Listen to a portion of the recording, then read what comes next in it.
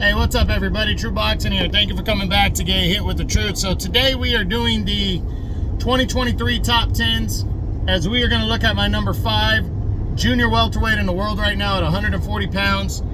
The former world title challenger Erickson Lubin.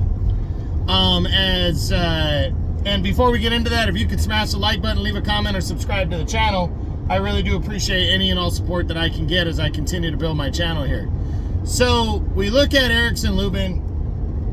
He drops one spot from number 4. He's still very young, 28 years old. I mean, Jesus Christ, the guy seems like he's been around forever, but that's because that title shot that he had against Jermell Charlo, he was like 22 when he got that fight. So he has been around for a minute. He entered the year coming off of my fight of the year against Sebastian Fundora last year. Absolute war. They went at it, traded knockdowns. He ended up getting stopped and beaten up. But this was his year to bounce back, and he would do that. He would take on Luis Arias and would dominate Luis Arias, stopping him in 5 rounds.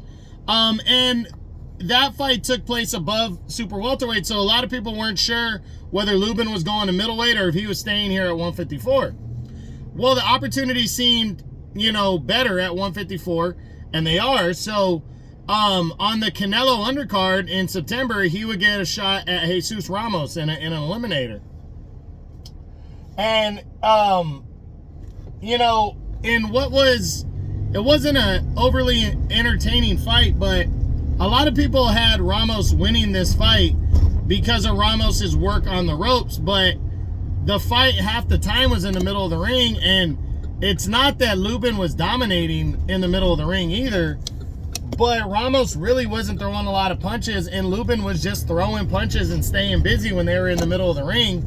And again, not a lot of punches were being landed, not a lot of punches overly thrown, but Lubin ended up getting out of there with a controversial unanimous decision win, as he needed that big win. It was close enough to call either way. It wasn't a great, a great fight by any means, but it was entertaining enough to, like I said, to call either way. And Erickson Lubin got out of there with a decision, and that's a much needed win that he needed. So now entering 2024, he is 26-2 with 18 knockouts, and he's the WBO's number 2 contender and the IBF's number 3 contender. And what it looks like right now is Lubin is knocking on the door of another title shot against Tim Tszyu. Tim Tszyu wants Jermell Charlo, but that fight right now is not looking likely because Charlo's been, Charlo just, there hasn't been really a response since the loss to Canelo that he would fight Tim Tszyu next. So right now, the projection is that Erickson Lubin's going to get the crack at Tim Tszyu for the title by March or April. And that's opportunity that Lubin needed right there. So Lubin, I think, matches up well against Tim Tszyu. I definitely think he could win that fight. But if they fought, I'd probably pick Tim Tszyu. But if Lubin can keep him off and box, he might be able to win this fight. It's not out of the realm of possibility.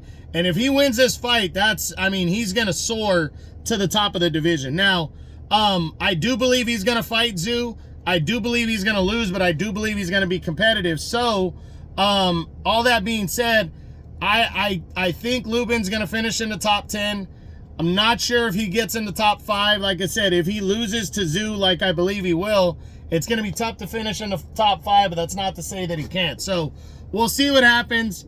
But I'm glad Lubin gets another shot. He's a good fighter, and I hope it's a good fight with Tszyu if he lands that.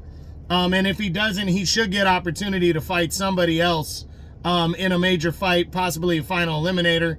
I don't think Charlo would fight him again, but Tszyu looks interested.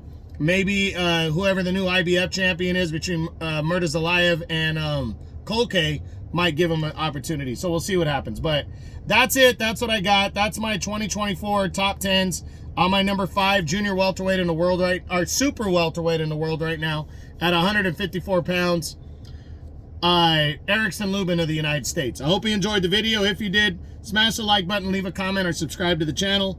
I appreciate any and all support. This is True Boxing. You've been hit with the truth.